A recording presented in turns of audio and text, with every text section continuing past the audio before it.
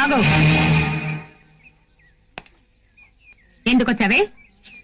ఇంటికొచ్చిన కూతుర్ని రామ్మా అని పిలవకుండా బయట నిలబెట్టి ఎందుకు వచ్చావని అడుగుతావేంటి? నువ్వు నీ భర్తతో వచ్చుంటే ఆనందంగా లోపలికి పిలిచి అన్ని మర్యాదలు చేసేదాన్ని. కానీ నువ్వు చేతులు సూట్కేస్తా వచ్చావు అంటే అక్కడ జరగకూడదేదో జరిగిందని నాకు అర్థమైంది. అర్థమైందిగా. ఇక నేను ఆ ఇంట్లో కాపురం చేయలేను. అరే చెప్తుంటే మాట్లాడకుండా వెళ్ళిపోతావేంటి? ఏం మాట్లాడమంటావే?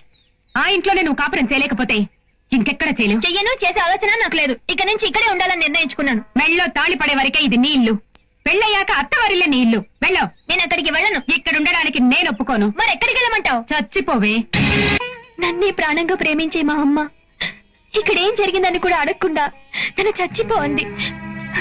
అప్పుడే నాకు అర్థమైంది మా అమ్మకి నాకంటే నీ మీద, నీ కుటుంబం మీద ఎంతో గౌరవం, నమ్మకం ఉందని.